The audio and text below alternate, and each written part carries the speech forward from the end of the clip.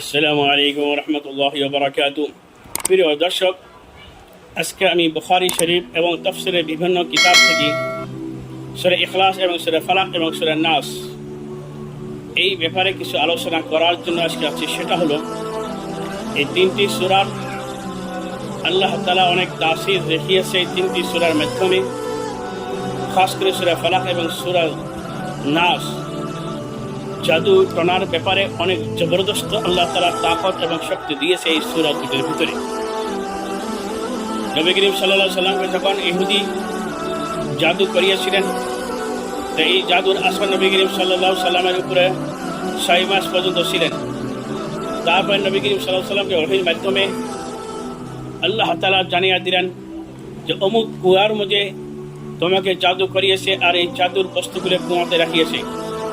এই ওহী মাধ্যমে যখন নবী করিম সাল্লাল্লাহু আলাইহি সাল্লাম আল্লাহর পক্ষ থেকে মেসেজ পেয়ে গেলেন, তখন একজন মানুষকে হুকুম দিলেন নবী করিম সাল্লাল্লাহু আলাইহি সাল্লাম নিজে যায় তারপরে সেই কুয়ার থেকে জাদুর বস্তুটা উঠাইলেন। ওঠার পরে দেখে নবী করিম সাল্লাল্লাহু আলাইহি সাল্লাম একটা বস্তুর মধ্যে 11টি গেটো রয়েছে। আর সূরা ফালাক এবং সূরা নাস দুটা সূরাবলী 11টি আয়াত রয়েছে। একটা করে গেটো খুলতেন নবী করিম সাল্লাল্লাহু আলাইহি সাল্লাম, আর একটা করে আয়াত পড়ি ওই গেটোর মধ্যে পোক দিতেন। এইভাবে 11টা গেটো খোলার পরে নবী করিম সাল্লাল্লাহু আলাইহি সাল্লামের শরীর থেকে জাদুর আসর হালকা হয়ে গেলেন এবং জাদু পুরা ক্লিয়ারিং হয়ে গেলেন।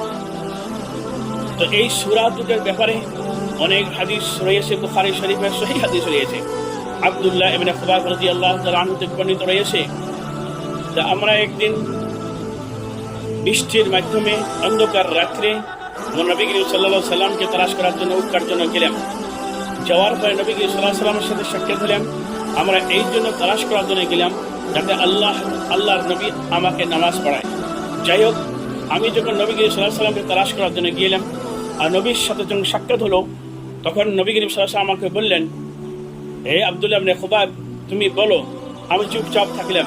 আবার নবী করিম সাল্লাল্লাহু আলাইহি সাল্লাম বললেন, হে আব্দুল্লাহ ইবনে খুবাইব, তুমি বলো।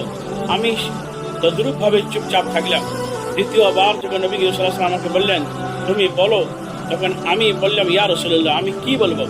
তখন নবী করিম সাল্লাল্লাহু আলাইহি সাল্লাম বললেন, কুল হু সূরা ইখলাস 3 বার বলো, সূরা ফালাক 3 বার, সূরা নাস 3 বার। এই তিনটি সূরা সকাল সন্ধ্যে যে 3 বার করে পাঠ করবে, এই তিনটি সূরা পাঠ করার জন্য আল্লাহ তাআলা সেই বান্দা এবং বান্দির জন্য যথেষ্ট। তার মানে কোনো ধরনের জাদুটনা, কোনো ধরনের মানুষের বদ নজর এবং কোনো ধরনের সর বস্তু তোমাদেরকে স্পষ্ট করতে পারবে না। কোনো ধরনের জাদুটনা, নজর, বদ নজর, মানুষের বদ নজর স্পষ্ট করতে পারবে না। আরও একটি রিওয়ায়াতের মধ্যে রয়েছে, আয়েশা রাদিয়াল্লাহু তাআলা আনহা থেকে বর্ণিত রয়েছে, এটা বুখারী শরীফে একটি হাদিস রয়েছে। উনি বলতেছেন যে নবী করিম সাল্লাল্লাহু আলাইহি সাল্লাম প্রত্যেক রাতে যখন নিজের বিছানায় আসতেন, তো আসার পরে নবী করিম সাল্লাল্লাহু আলাইহি সাল্লাম কুল হু সূরা 3 বার পাঠ করতেন, সূরা ফালাক 3 বার, সূরা নাস 3 বার পাঠ করতেন। পাঠ করার পর নিজের হাতে এইভাবে ফুঁক দিতেন, কুল হুয়াল্লাহু আহাদ আল্লাহুস সামাদ লাম ইয়ালিদ ওয়া লাম ইউলাদ ওয়া লাম ইয়াকুল লাহু কুফুয়ান আহাদ। এইভাবে 3টি সূরা 3 বার করে পাঠ করা বা ফুঁক দিতেন।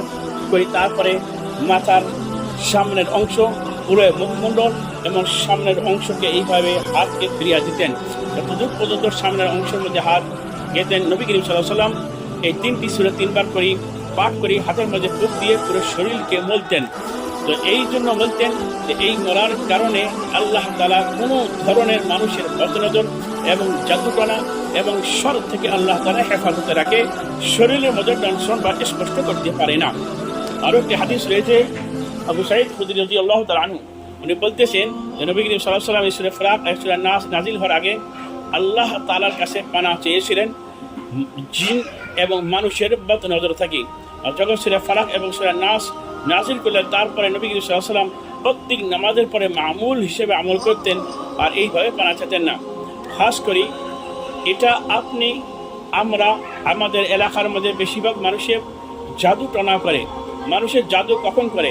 যখন মানুষে হিংসা বৃদ্ধি হয়, একজন মানুষকে দেখতে পারে না, হিংসা এবং হাসদ যখন শরীর অন্তরে পয়দা হয়, তখন হাসদের কারণে মানুষের উপরে হিংসা করার কারণে তখন এই জাদু টানার আসন নেয় বা জাদু টানা করার পদক্ষেপ নেয়। এটা শরীয়তের মধ্যে হারাম এবং নাজায়েজ করিয়ে দিয়েছে। জাদু টানা এটা নাজায়েজ এবং হারাম, আর গুনাহ কবিরা। এর থেকে মানুষের ইমান হারা হয়ে যায়, ইমান থেকে খারিজ হয়ে যেতে পারে। আল্লাহ সবাইকে হেফাজতে রাখুক। আমরা জাদু টানার থেকে হেফাজত থাকি, এবং মানুষও যারা কোনোদিনও জাদু টানা করিয়েছেন সে যাতে তওবা করি নেয়।